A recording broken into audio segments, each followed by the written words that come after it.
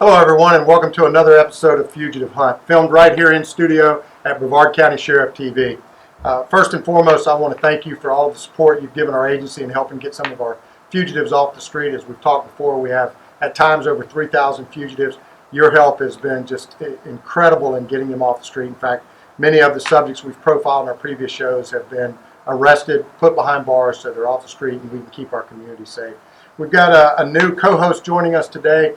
Sergeant Ron Little was recently promoted to lieutenant with our agency, and so the new sergeant in our fugitive unit is Sergeant Jason Drinkwater. Jason, welcome to the show, and thank you for everything you do for our agency and certainly that your team does. You guys do dynamite stuff. I hear you out all the time, just making great arrests, and we greatly appreciate it. So, as you know, we want to highlight today 5 fugitives that we're actually wanting our public's help in getting off the street. Before we get into the individuals, I'll tell you that to give us the information, you can go to CRIMELINE at 1-800-423-TIPS. You can go to our Facebook page, the Brevard County Sheriff Official. You can call us at our north or west or east or south precincts. And as always, you can send us a personal message on Facebook as well. So certainly an opportunity for our community to partner with us and make sure we're doing everything we can to get these fugitives off our streets. So Sarge, let's talk about our first fugitive that we're interested in getting our public's help and getting off the street. Okay, the first one that we're going to be looking for, his name is going to be Xerxes Habits. He's a black male. His birth date is 1/24/72.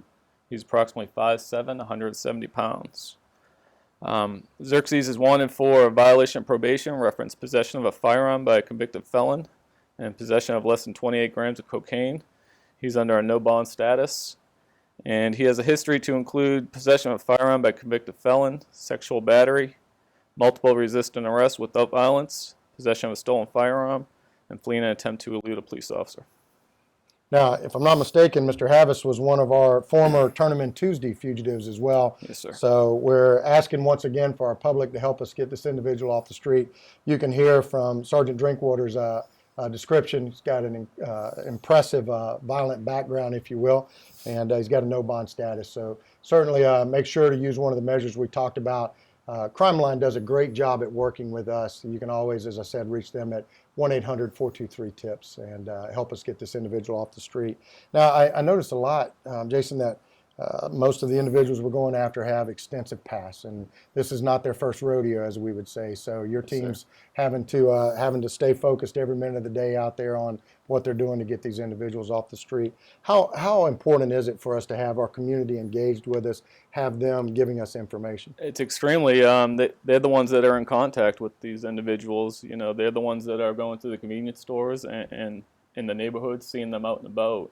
Usually when we show up, they know we're there. So it's important that they contact us and give us some tips to help out. Okay. Now, we got our second subject is Mr. Cobra. So tell me a little bit about Mr. Cobra. Okay, Darius Culberth, he's a black male. Date of birth is 8/18/77. He's approximately 5'9", 190 pounds. He has ties to the Cocoa area, and he is wanted for a violation of probation, reference robbery with a weapon, also a no bond status. Mr. Culberth has a history to include attempted first-degree murder, armed robbery, battery, resisting without violence, battery LEO, escape, and numerous drug charges along with that. Okay. And, again, violation of probation. So here's an individual that's been arrested. Here's an individual that's already bonded out of jail and is out doing things that causes a member of the Department of Corrections to violate their probation. So, as always, please be careful. If you know where these individuals are, please be careful not to try and apprehend them yourselves. Call our team. Sergeant Drinkwater and his team do a great job in getting in and getting the individuals out of whether they're in a house or a business or even driving down the road. Just give us that chance to do that. You can, as I said, you can also get us on Facebook. If you're going to reach us on Facebook, please send us a personal message and just let us know where the individual might be, or even an acquaintance of theirs is always a huge tool for us in being able to connect the dots and get them off the street. All right, Mr. Parker is number 3 for us. Okay, next individual, Christopher Parker. He's a white male, 215/72. He's approximately 6'1", 190 pounds. He has ties to the Melbourne Beach area.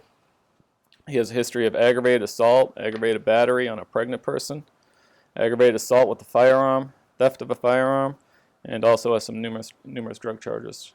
He's wanted for violation of probation, reference trafficking, stolen property, and numerous counts of possession of controlled substance. All right.